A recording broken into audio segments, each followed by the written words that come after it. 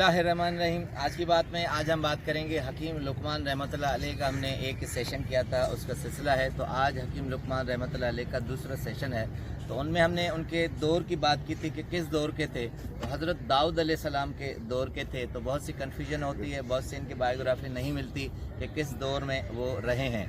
तो उनका थोड़ा सा जो पैदाइश था वो हमारी ऊपर नीचे हो गई थी कि 970 क़िबले मसीह में उनकी पैदाइश है, 870 क़िबले मसीह में उनकी फौतगी है, यानी 100 साल उनकी ज़िंदगी रही है। हज़रत दाऊद अलैहिस्सलाम के दौर में कहते हैं, तफसीर इब्न कसीर में एक हवाला है कि वो काजी भी रहे थे। और इसके अलावा दो और चीज़ें हैं कि वो ग़ुलाम रहे थे, यानी नौकरशाही में रहे थे। इसके अलावा बकरियां चराते रहे हैं। और इसके अलावा मौलाना रूम कहते हैं मसनवी रूम में कि वो बादशाह थे, मगर वो गेटअप अपना बकरियां चराने या मज़दूरों या ग़ुलामों का करते थे और वो तमाशा अहले करम देखते थे। यानी सारी रवायतें हमें मिलती हैं।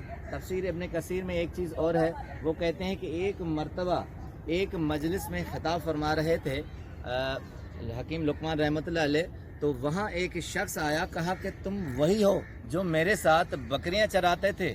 तो मजलिस को बीच में रोककर, बयान को रोककर हकीम लुकमान रहमतुल्लाह अलैह ने कहा कि जी हाँ, मैं वही हूँ जो तुम्हारे साथ बकरियां चराया करता था।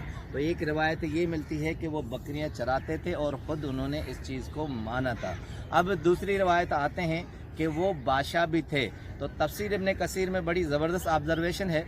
वो लिखते हैं तफसीर इब्न कसीर में कि जो कुरान शरीफ में आयत है, जो हकीम लुकमान रहमतुल्लाह अलैह अपने बेटे को जो नसीहत फरमा रहे हैं, उसमें दो अहम चीज़ें हैं सूरह लुकमान में। दो वो चीज़ें ये हैं कि बेटे को बार बार कह रहे हैं कि तकब्बुर से बचना और अपनी खुद पसंदी से दूर भागना। अब कहते हैं अगर एक ग़ुलाम हो, अगर एक भेड़ बकरियां चराने वाला हो, उसके अंदर खुदी और तकब्बर नहीं आता कि अपने बेटे को वो समझाएं। इसका मतलब है कि वो बादशाह था, अपने बेटे को ये तलकीन फरमा रहे हैं, नसीहत फरमा रहे हैं, क्योंकि बादशाहों में तकब्बर होता है और ख़ुद पसंदी होती है। तो इन दो रिवायत से हमें मिलता है कि वो ग़ुलाम भी, मज़दूर भी और आका भी रहे हैं। अब आते हैं उनकी हिकायत पर। मौलाना रूम मसनवी रूमी में एक हिकायत फरमाते हैं कि दरबार में अपने अमीर के साथ बैठे हुए थे, दरबार लगी हुई थी, बहुत से लोग वहाँ जमा थे।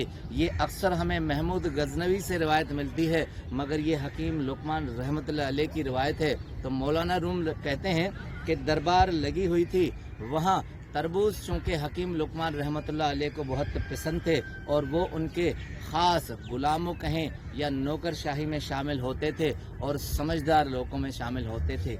एक पॉइंट को और वाज़े कर दूँ कि हकीम लुकमान हम समझते हैं कि हिकमत के हिसाब से, यानी दवाई तबीब के हिसाब से बहुत मशहूर हैं। वो उनका अलग पेशा है, वो उनकी अलग खासियत है।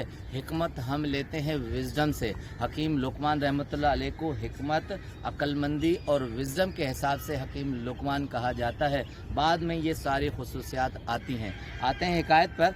दरबार लगी हुई थी तो उनके लिए तरबूज लाए गए थे। तो अमीर ने हकीम लुकमान रहमतुल्लाह अलैह को कहा कि ये तरबूज आप लें और खाएं। अब दरबार सारी लदी हुई थी, भरी हुई थी, महफिल मची हुई थी। तो हकीम लुकमान ने तरबूज काटे हैं और उसे खाते गए हैं। इतने लजीज और मज़ेदार अंदाज से खा रहे थे कि अमीर को ये खदशा हुआ कि इतने लजीज हैं, मैं भी उन्हें चेक करूं, मैं भी उनका जायका चखूं। जैसे ही एक काश उन्होंने अपने मुंह के अंदर डाली है तो कड़वा इतना था कि थूक दिया। अब वो हैरान हुए अमीर। उन्होंने हकीम लुकमान रहमतुल्लाह अलैह से कहा कि इतना कड़वा फल था, इतना कड़वा तरबूज था, तो तुमने इस तरह मज़े से खाया कि जैसे हमें महसूस होने नहीं दिया। मैं तो एक काश भी नहीं खा सका। तो अब हकीम लुकमान रहमतुल्लाह अलैह की हिकमत देखिए। उन्होंने कहा जिस अमीर, जिस आका के हाथ से मैंने सालह साल इतने लजीज खाने और लजीज फल खाए हैं, अगर आज एक कड़वा फल खा लिया तो क्या हुआ, इसलिए मैंने ये आपको महसूस करने नहीं दिया। अब इसमें हिकमत आती है कि वो हस्ती, जिस हस्ती ने हमें पैदा किया, अगर सारी ज़िंदगी हमें इतनी नेमतें और आसाइशें देता रहा है, अगर कभी तकलीफ़ दे तो उस पर आप आह भी न करें। जिस तरह अमीर ने एक काश पर थूक दिया, हम इस तरह अपनी सारी ज़िंदगी की आसाइशों को एक तकलीफ़ के एवज़ थूक देते हैं। तो ये सबक देते हैं कि जो आपको आसाइशें दे, उसकी तकलीफ़ पर आप कभी भी अपने आप की दिल आज़ारी मत करें। दूसरी हिकायत है, कहते हैं कि हकीम लुकमान रहमतुल्लाह अलैह रास्ते में सफ़र पर जा रहे थे, तो कई दिनों से अपने घर से निकले हुए थे और मुसलसल सफ़र में थे।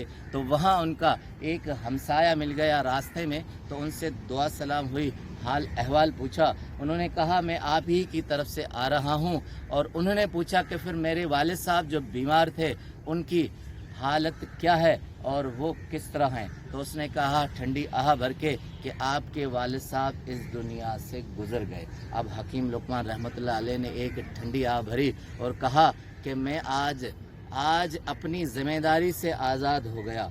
अब ये हैरानगी की बात थी।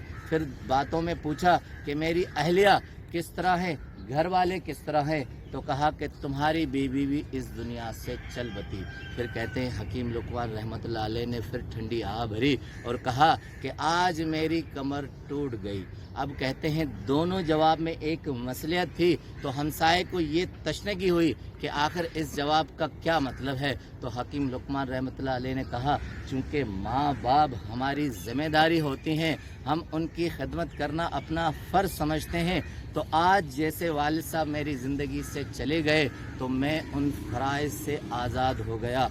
चूँकि औरत, घरवाली, बीवी हमारी आसाइशों की ज़िम्मेदार होती है, हमें सुकून व आराम देती है, वो चली गई तो मेरी आज कमर टूट गई।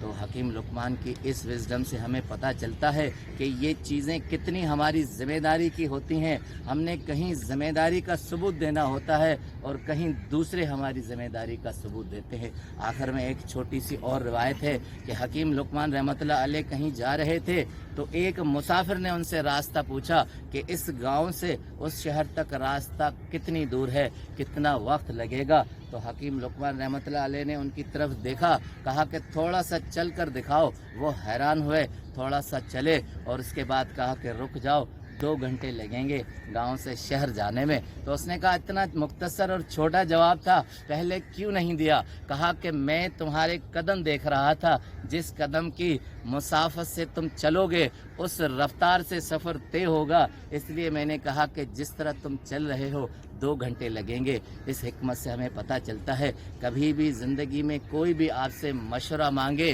कोई भी आपसे दानाई की या कोई भी बात पूछे, तो आप तब तक फैसला नहीं करें जब तक हकीम लुकमान की तरह ऑब्जर्वेशन न करें और हकीकत का रूप न देखें। आपका बहुत बहुत शुक्रिया।